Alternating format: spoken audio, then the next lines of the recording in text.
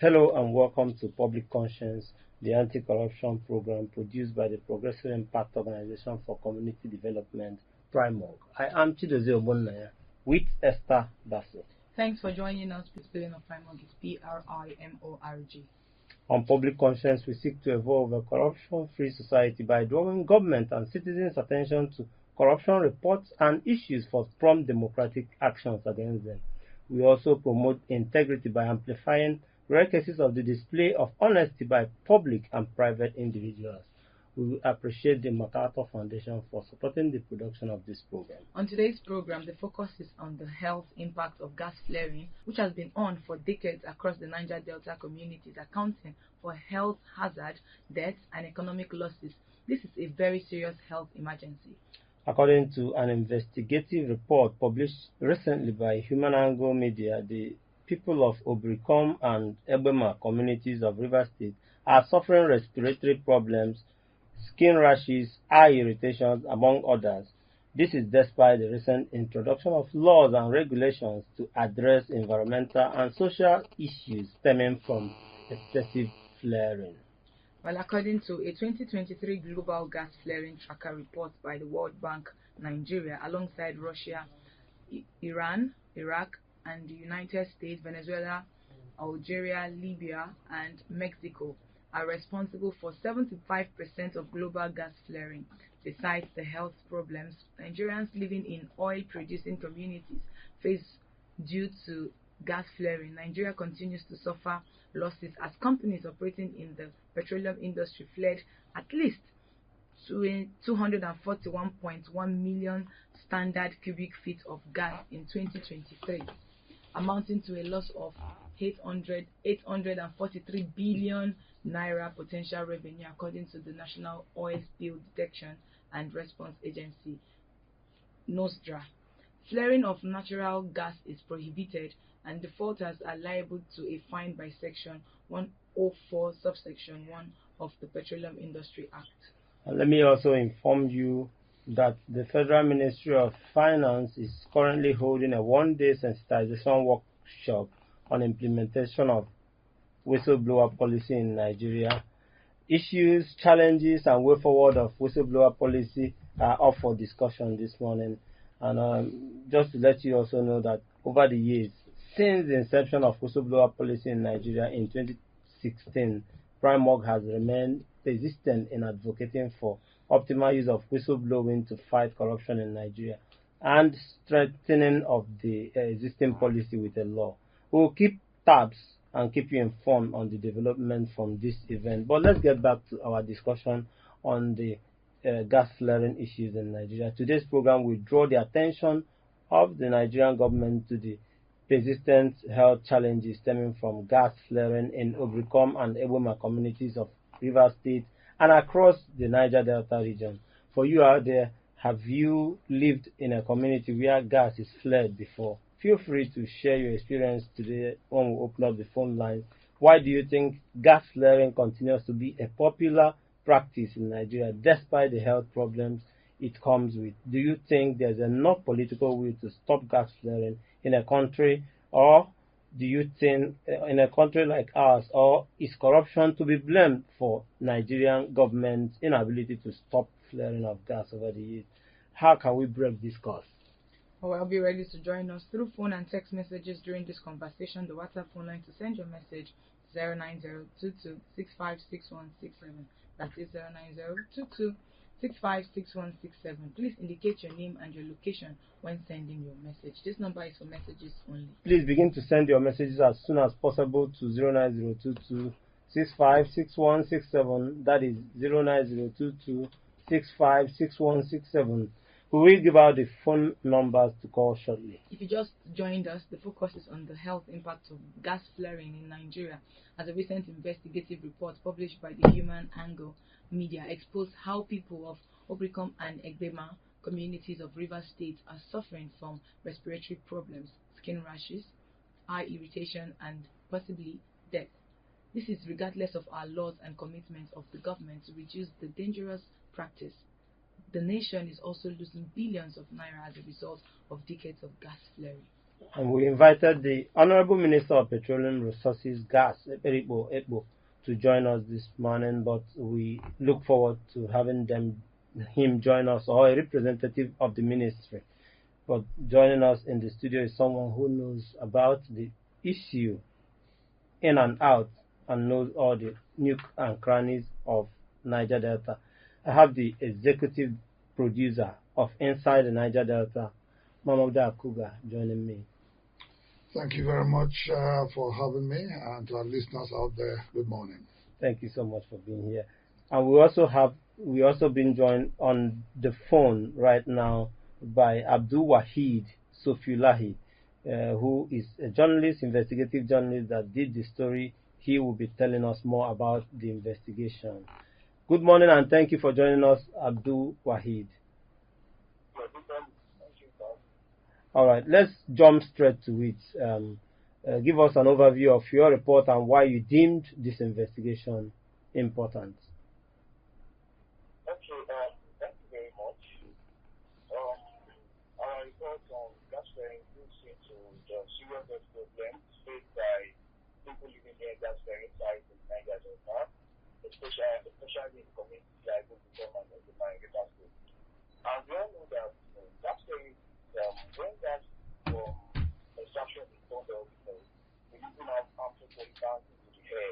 And despite the law against this practice, I realized that the physical companies in Nigeria to continue to do it. The which leads to there's different problems for locals. And as soon as we felt it was important to highlight the ongoing struggles of these communities because they are struggling with something else. So our investigation provides a single look at the human cause of that failing, showing the need for urgent action to protect people's health and well-being. Thank you very much. Okay, so let's get straight into what you saw at Obricom and Ebema. How dire is the situation out there? What is their plight when it comes to the health challenges? Yeah, thank you very much. People living near that community are facing many health challenges. So, like, one investigation spoke with several residents who share their experience. For example, I spoke with one of the residents that spoke with like Amaya, Paul, and so these people develop health challenges due to the exposure of harmful factors nearby that plant. So Amaya again suffers from asthma and aeration, while there is a particular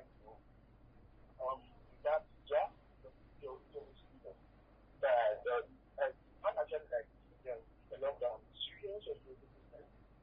Serious what? I didn't get that. Are you there? Yes, he said he developed serious what? I didn't get the last one. Okay, serious respiratory problem. Okay.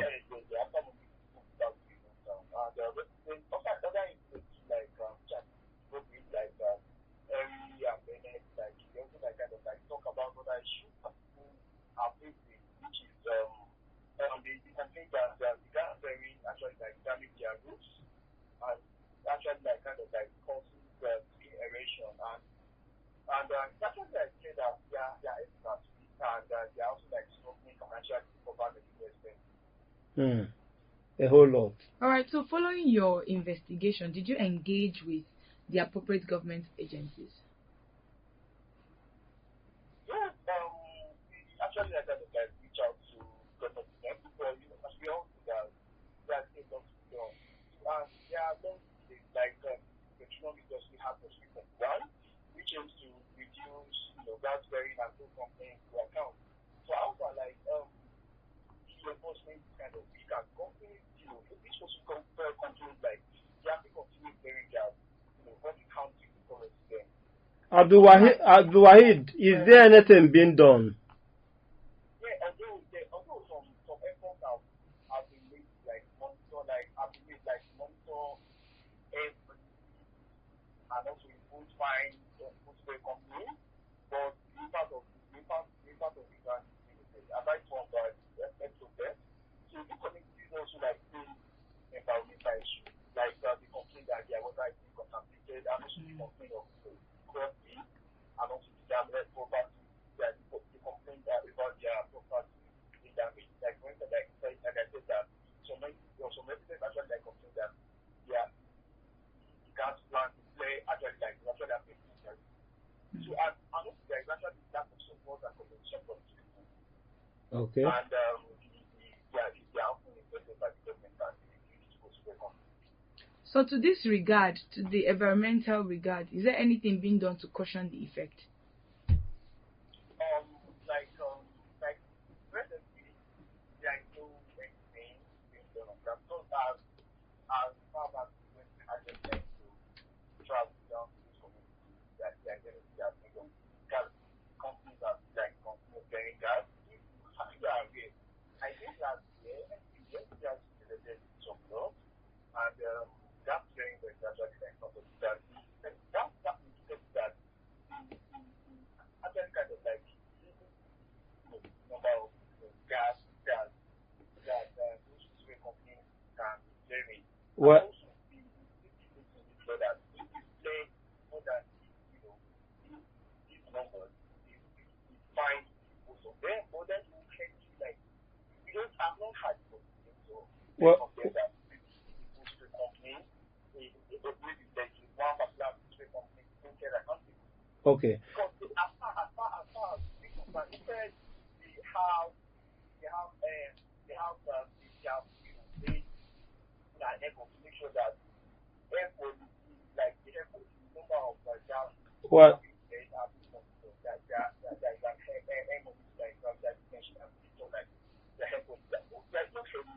okay. I get that point from you that nothing is being done, nothing concrete is being done, and that's so bad. That's unfortunate.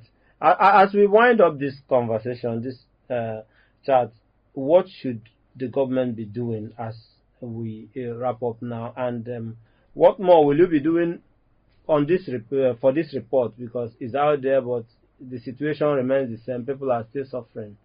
Just if you can give us this in 1 minute. Thank you very much. The government like takes strong action to stop that very nicely enforcing, by strictly enforcing laws and imposing rectifying on the content that they think. So they should invest in cleaner, safer technologies to capture and use cars instead of bodies. So and there should be better idea and support for the affected community, including like free medical checkups, access to clean water and sufficient that may caused by the pollution.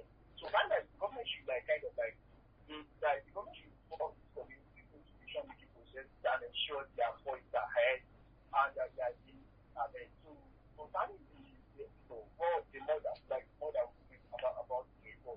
We actually like plan to continue writing awareness about the issue, sharing our findings in the wider agenda, including the current international organizations, and also we also like follow the affected communities monitor if they are going to change the improvement in their position. And additionally, we aim to keep investigating and reporting of similar cases to ensure that the voice of those affected are not ignored and that we will change that.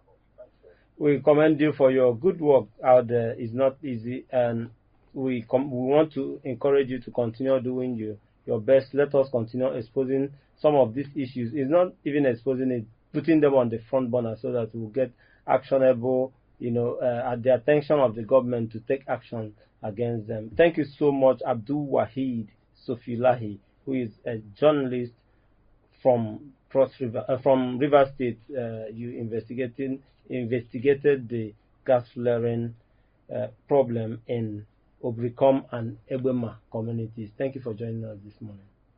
Thank you very much. All right, if you just joined us, it is Public Conscience, a production of the Progressive Impact Organization for Community Development, PRIMOG.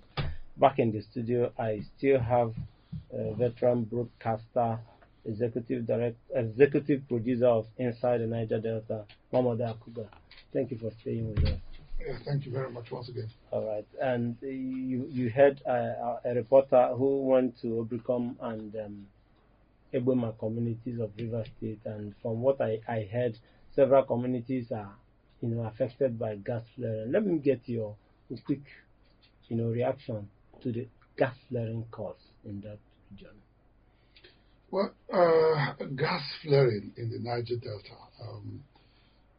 I think we can simply say that the entire Niger Delta region is a crime scene. And, this crime is perpetrated by the federal government of Nigeria in conjunction with its joint venture partners, and in this case, the international oil companies. What has been going on there since the 50s? We've been flaring gas in the Niger Delta since the 50s till date. That's how many years? Over 70 years. We've been flaring gas. There's no comprehensive study till date to assess the impact of this negative practice that we are continuing with in Nigeria. And you said the gas flaring problem is that Niger Delta is a crime scene. Indeed. And it's perpetrated by the federal government. Oh, of course. And their collaborators. Yes, the joint venture partner companies, the international oil companies that you have, the Shell, the petroleum companies of this world, the Mobil, the Total Finals, Ajib, and all that. They are the, perpetrators in conjunction with the federal government. Now, like I said, no proper assessment has been done to assess the health impact, the environmental impact. Nothing has been done till date. There is a whole lot that has happened in the Niger Delta and to the Niger Delta people and their environment over the last 70 years that the Nigerian government and its joint venture partners have been flaring gas in the Niger Delta. I'm not a medical doctor, so I cannot tell you comprehensively that this is the result. But we have seen studies. I have interviewed several doctors over the years.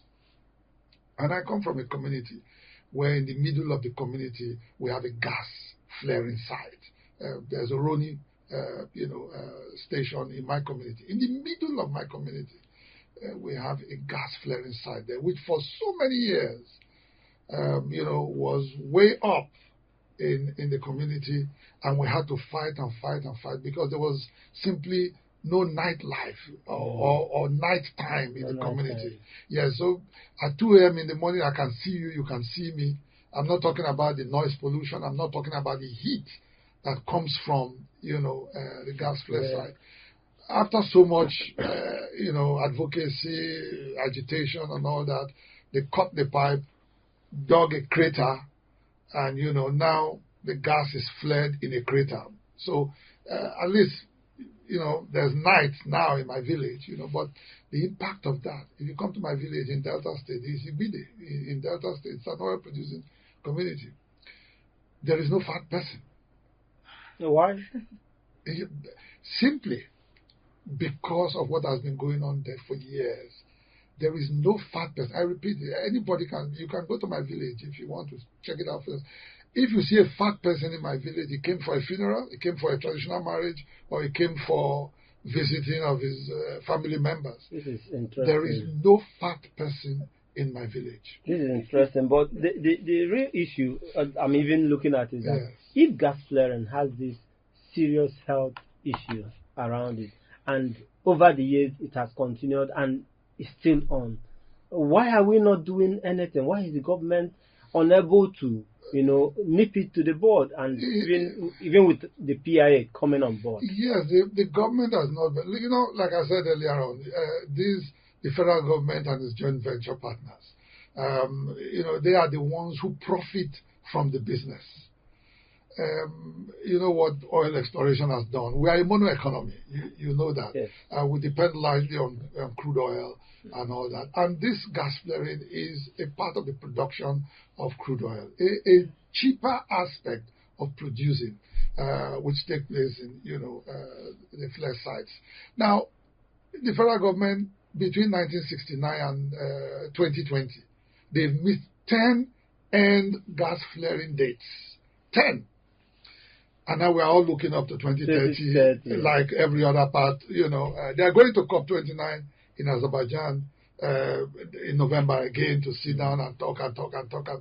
They will come back, nothing much will happen. The Niger Delta is still at risk. What I mean, respiratory diseases, you're talking about skin rashes, eye problems. What about the heat? Like I was trying to tell you, there's this byproduct, which we call popogari in my place. It's from cassava. In the good old days when I used to go home for holidays, they would prepare it, and there's a place where they dry fish and all that. They will put it on that place. It will take a few days. It will dry up, and then they will bring it out, and you can eat it. You know what they do now? They prepare it and just spread them outside, and they dry on their own. Because of the heat in communities like that where gas flaring is running. So nature is leaving the community or has left the community. No, what are we talking about? If you come to my community, if you look, the gas flaring affects every part of our lives.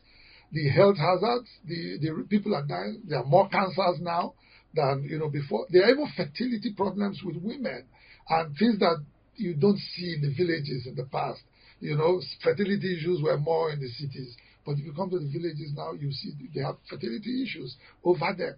What about food produce? Even food security is threatened by gas because of the gases, the greenhouse gases that they emit. Over 270 of those gases are emitted, when you flare gas. And these go into the environment, they go into the soil. Agricultural produce now, is grossly reduced from way back, because of the effect. What about water? The fishes. Yes, the acid rain that comes from, gas flaring. It goes into the river, and acidifies the river, completely. So aquatic life is also threatened.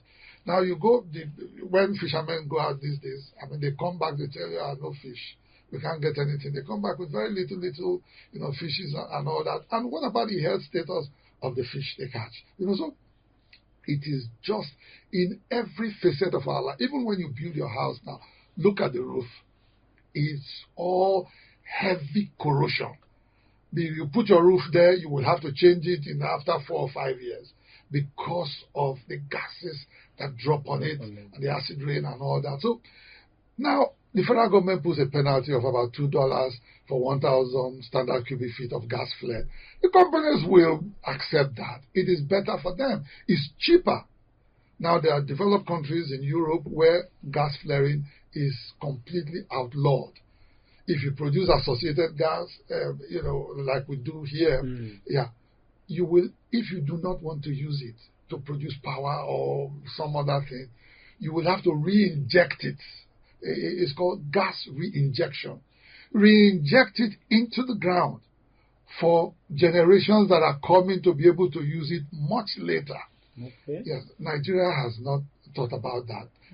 That we should use, gas re-injection, or get the oil companies to engage in power. Because we still lack power in this part of the world. What could we have achieved with the flared gases, like converting it for profitable use? Oh no, you can generate power from it. Everybody knows that. Gas is. Conversion of gas. For instance, there are several things. There's this new policy that we have now, which is gas to liquid. Okay. GTL. Okay. I think in January, the federal government, in conjunction with a company called Negos, and a Chinese company, they are committing $1 billion to this gas to liquid. From that, of course, you can generate your liquefied natural gas for export. You can generate, liquefied petroleum gas, which is what you use for vehicles. Yes, and all that, at home. So there is a lot. Power production. These communities we talk about have no power whatsoever. They are living in darkness. And to imagine that you have something around you that you can use to produce this power. And the funny thing is, if you go to some of these communities, you will see, where the oil companies are, you will see that they have, 24-hour electricity. is from the gas. It's not from anything else. They are able to power their little oasis, which they have, in the midst of all that poverty. You say, oh, this is Shell location in Shell Yard, where you see beautiful houses within just a small area, and it's powered 24 hours because they convert the gas. They're able to use it to provide for themselves, but not the communities. Yes. And so the federal government is not able to hold these companies to tax because the federal government, like I said, is in joint venture with these companies. And so they can't really, put so much pressure on those companies to abide by, safety standards, completely end gas flaring. In 2030, is 6 years away, right? Yeah. We're going to get there, and gas flaring will not end in Nigeria. I can assure you. So you don't see actionable steps for now towards Nigeria being part of those that will meet that 2030 cut? Look, it's a vicious circle. It's a recurring decimal. I told you that between 1969 and 2020, Nigeria missed 10 of its end gas flaring days. 10. Nothing happened. So we are still going to continue. There is nothing on ground now to suggest that at 2030 Nigeria will have cut all its greenhouse emissions through gas flaring. There's nothing to suggest that. I know you said it's all the entire Niger Delta is a crime scene. It is. So what can we say at the role corruption is playing in this relentless practice of gas flaring in Nigeria when you term it crime scene? Yes, look, the government knows what it's supposed to do. The government knows that this practice is unhealthy. The government knows that this practice is a health risk to the people living in the Niger Delta, is a global risk to the environment because of, the world is all talking about climate change. Mm-hmm. Like I said, they're going again to Azerbaijan in 2 months' time, COP29, So it's a risk to the entire world, And what about food security in the Niger Delta? So the issues are so many for the government to say, look, wait a minute, our people are dying because we need to provide foreign exchange for Nigeria. Is there a way we can do it safer than what we're doing now to preserve the life of the people, to preserve the environment of the people? Look, this is a government that is not serious about the protection of the Niger Delta. Okay. It's about getting the petrodollars. It's a terrain that you are very familiar with. So let's go on and talk about, you were trying to expand on how governance failure and also corruption is continuing. Well, it's not an area where the usual Nigerian corruption, you could say is responsible for the crisis there. The situation that we have is one of a government without the political will to do what is right at the appropriate time. So, look, we have one community in the Niger Delta that had serious environmental pollution. That is Ogoni. The government didn't do anything about cleaning up the area until the United Nations Environmental Program came on board, UNEP, and came with a report and put money behind the report. And then Nigerian government also counterpart funding to say, okay, let's go into the place and clean up the environment there. The Ogoni cleanup exercise. That exercise has been on for how many years now? Since President Buhari flagged it off. It's been going on up till now. Nothing much has happened. Is it going on or has stalled? It's going on, but it's not going on. That's what I'm trying to tell you. The amount of time it has taken. So we are looking at a government that lacks a political will to do what is right. That is one area that has been identified that, okay, government said, okay, we'll do something. Government, of course, was nudged on to do something because the United Nations Environmental Program was involved in it. So this is an area where that one is an area that was easily identifiable because there were, oil spillages and all that, and you could come to the location and see it.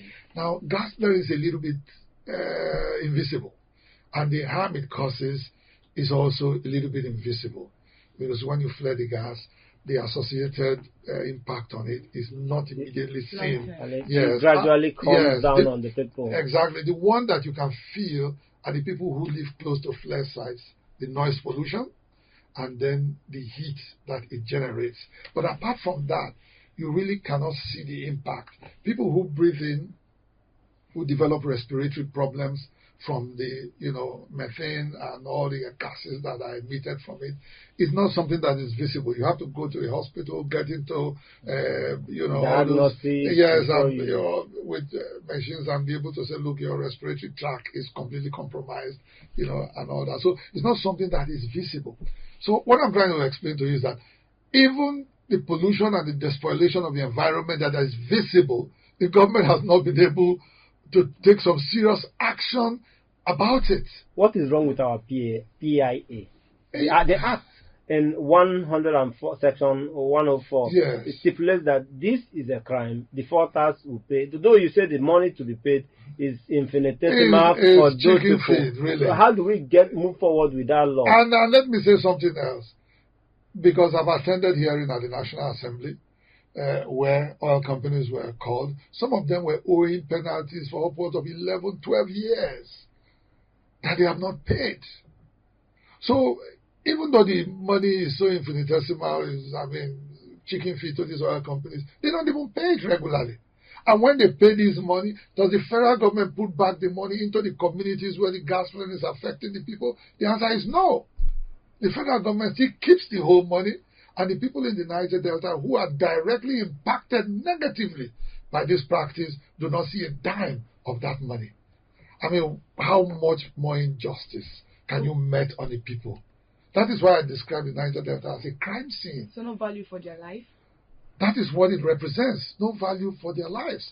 Look, as long as the petrodollars is flowing in, look, we as a country, we need to take this very seriously now. We have about 174 flare sites, reported flare sites, let me add that, because the little corruption that goes with gas flaring is that there are sites that are not reported. Okay. So you can only see that through the satellite. Recently, when we had some reports from international organizations with, satellite on tracking, we could easily see that the reported sites in Nigeria and the ones they were seeing was at variance. So there were more sites than were reported. But for the purpose of discussion, we have about 174 flare sites, that are reported in Nigeria today. So these sites, you can imagine the number of communities that have been affected by the flaring in these communities. And take note, it's not just the immediate community. I told you about my community, Bide, which is in the Soko South local government area of Delta State. We have a flare site in the middle of my community. Now, it's not just my community that's directly affected by it. There are neighboring communities. There's N1 community that does not have an oil location, but is directly, affected. There's MAD, which also is not oil producing, but also affected by, because when it flares and the gas is going up in the air, it does not just settle in one village. It spreads, and it will definitely go yes, around. it will go around. That's why I said the entire Niger Delta region, because even the communities that do not produce oil in the Niger Delta are affected by it, because they live in the same environment where this thing happens. So the government has not been able to say, look, how do we help the people? As long as the petrodollars are coming in, and let me say this, we will soon get out of oil, but we are not getting out of gas anytime soon. The world is already thinking about, cleaner energy. Cleaner energy. And gas is actually cleaner. So we have about 184 trillion cubic feet of gas reserves in Nigeria. So that's where the Nigerian money is really. Oil is really going away.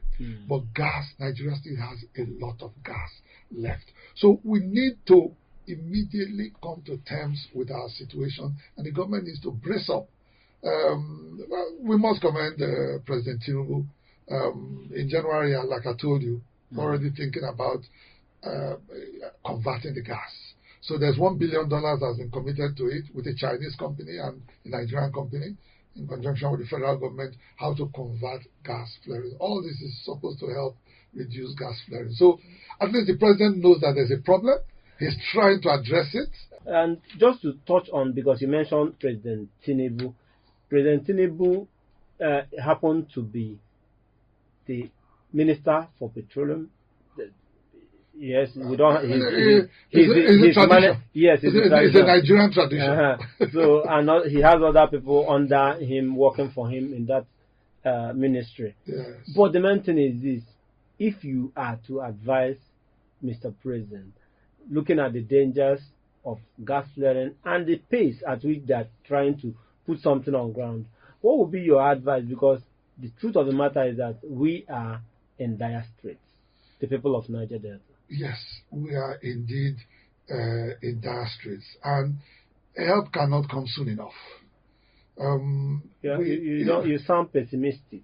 Yeah, look, I live there, so I have first-hand experience. I work in Port Harcourt, and then I go to my village regularly because I have business in my village. I'm a farmer as well. So I'm in Port Harcourt. You must have heard about the suit in Port Harcourt. And, I can't open my windows. None of the windows in my house have been opened for the last maybe 2 years, 3 years, who knows. They are permanently locked. Because I've traveled now, when I get back to Port Harcourt, I get into my house, I wipe my table, my hands will all be black as a result of soot. But to a large extent, it's reduced a bit now. That's the situation in Port Harcourt. The air is completely polluted. We don't know the environmental and health impact it has on us who live in Port Harcourt. And then I will go to my village to look at my business over the weekend. I'm in my village. When I get in there, the situation is also the same. I only get some reprieve when I come to Abuja for 1 or 2 things, and then I can breathe in a little bit of fresh air. So it's an emergency. Yes. It's a situation that President Tinubu should declare an emergency on in the Niger Delta. It's not enough to continue to collect petrodollars. How about the lives of the people there? What about the livelihoods? I told you about decreased yield in farming in the area. Decreased yield in fish, aquaculture, yes, as well. So the people are impacted. Their source of livelihood is going away. Their health is at risk. Their environment is hostile. And so anywhere the people turn to, this production of oil has turned the place into, some sort of hell, for the people. So the government needs to declare an emergency on the situation in the Niger Delta and come in there as fast as possible to be able to bring some relief to the people. Can we touch on whistleblowing and how you think it can help address the myriad of problems in Nigeria's petroleum industry? Now, if we move away from gas and go to the larger petroleum industry, there's too much happening there. There's too much, the larger petroleum industry, the corruption there is unbelievable. It is not something that, anyone can fathom. It's huge, it's big, it's happening before the eyes of everybody. We know what NNPC is, a company, that is so corrupt. What is happening in the Nigerian petroleum industry is unbelievable. Look at the attempt by Dangote and some other people to try to get into the, into the oil sector with modular refineries, and then other people who are also doing modular refineries. Look at what they are going through. So the corruption is on both sides. It's not just on the part of, government alone. It's also on the part of players in the industry. And the sad part of it is that how many Niger Delta people are actually involved in this petroleum sector? Very, very few. They are not working there. They do not own licenses for, a few of them do. But, compared to other parts. Do you fear the government is overwhelmed by the scourge of corruption in the oil sector? the government cannot be overwhelmed by it. The government controls it. And there's nobody who can be bigger than the Nigerian government. Like we say, in Warri, after Jesus Christ in our government. Yeah. So there's really nobody. A government that has the willpower, wants to do something, there's nobody that can be bigger than the government. Nobody in this country. So if the government has the will and they want to say, look, we want to stamp out corruption in the oil industry, they will do it. But where's the willpower? Where is the willpower? Yes, because the people involved in it, unfortunately, is not me and you. We are too poor and too small to be involved in that industry. People who are involved in it are billionaires. I recall the last time you were here, you said it is a $500 billion business when we are talking about oil theft. Oh, okay, yes. I mean, it's the oil theft. And so the issues are too many in the Niger Delta. Oil theft cannot stop, really. It cannot stop. Why do you have this opinion that it cannot stop? Even with a government that is willing, it cannot stop? Yes, a government that is willing. Who are the practitioners of oil theft? I know for sure it's not you. I know for sure it's not also you. And for sure it's not me. Because, look, it's an industry where it's closed. Do you understand? It's a closed industry. It's not something you can just walk in that I want to be doing this. It's not possible. It's a close-knit industry. Everybody in it know themselves.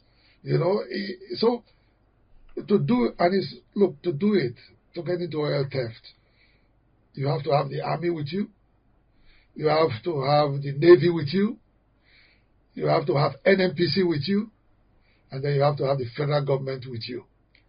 So it's not something you can just go, you go open up a pipe and then you are taking oil and everybody's looking at it. No, it can't happen. First, the army in its anti-oil theft, whatever, they will come after you. So you have to have them in your pocket to be able to open the pipeline. After that, when you get out the oil, you have to transport it. That's where the Navy comes in, because they patrol our territorial waters. I mean, you have heard of before where they seize vessels and all that. So and burn them. Yeah, so you have to have the Navy with you. So you have to have the Navy also in your pocket. Now, the NNPC, when you open up those pipes, they have systems to detect that pressure is lost along the pipe on so and so place. So they can easily report it. So you have to have them in your pocket when they see it so they can turn a blind eye so you can get as much oil crude as you can. So you have to have them in your pocket. And then you have to have the federal government in your pocket. In other words, you have to have Abuja in your pocket, because for any reasons, the Navy will make a call. They will report, look, we've just sighted this vessel and it's laden with crude oil. And what do we do? We engage or not engage? Yes, let it go. Let it go.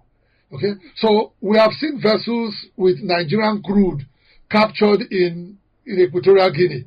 How did they leave the Nigerian the Nigerian waters? How did they leave the Nigerian waters? With the Navy patrolling the area, the customs and all that. Of course, those people must have seen, but they were told to just turn a blind eye. So it's not a business that an ordinary person can be involved in. The people that you need to settle along the line are too many, and they are too powerful. These are not small people. So it's a high-powered collaboration between these players. And so I'm tempted to ask this question again. I know I've asked it before. Yeah. How do we get out of this hoodoo? Because it looks like a cul-de-sac. We are not going anywhere with oil theft and the myriad of problems in the oil sector.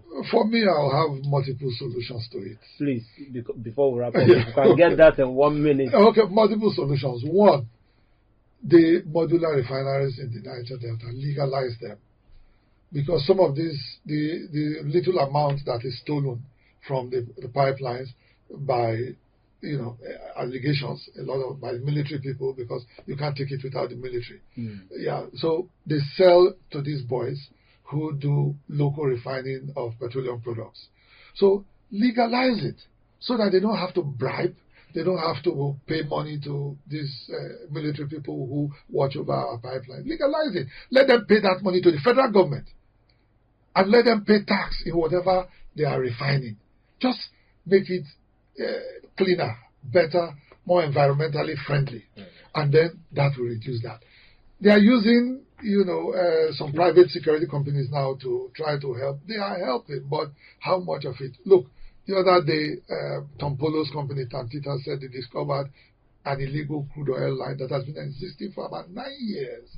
Can you imagine how much money Nigeria lost from that in 9 years? Taking out crude on a daily basis, how much money we lost through that. So, President Tinubu has to be ready to wage a war.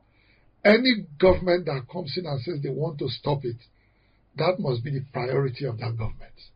You must come in to say, in 4 years, I want to end this scourge, this terrible practice in Nigeria. And unfortunately, everything will take the back seat. Yeah. Yes. We have to stay optimistic. I don't know how much optimistic you are, but we have to be optimistic that We have to. the President Tinubu can do something about this, because he's taking us nowhere. When I remember the Petrobras of this world, the Aramcos of this world, and how they are running there and raking in money, I begin to wonder, what have we done? Who did we offend? But it is where we have found ourselves. Well, that's our own NNPC. When you talk about those other Aramcos, that's the equivalent is our NNPC. So, again, maybe they should look at, they've tried to partially privatize it and all that. But let's see, where we go forward with all this. We'll keep talking, and I know that you will also continue doing your program and talking about this. We'll continue to put these issues on the front burner and make sure that Nigeria becomes a better place to be, a very good place for us to wrap up the program today. Esther, we have to go. All right, please visit our news website, primorgnews.org. That is primorgnews.org for all the details of our reports and interviews. Visit our website, www.primorg.org, to get all the information about Primorg. And you can watch our videos on Primorg TV, our YouTube channel. Please subscribe to get reminders when we have a new post. We appreciate our guest, the executive producer of Inside the Niger Delta, Mamode Akuga. Thank you for joining us. Thank you so much for having me. And we also appreciate investigative journalist Abdul Wahid Sofiulahi, who joined us via the phone from Rivers State. Thank you all for listening to us today. Public Conscience has the support of the John D. and Catherine T. MacArthur Foundation, committed to building a more just, verdant, and peaceful world. Get more information about the foundation on its website, macfound.org. Join us again here next week for another episode of Public Conscience, and remember to follow us on Facebook, X, formerly known as Twitter, as Official Primorg. I am Esther Bassi. And remember that birth registration and birth certificates are free if your child is under 18.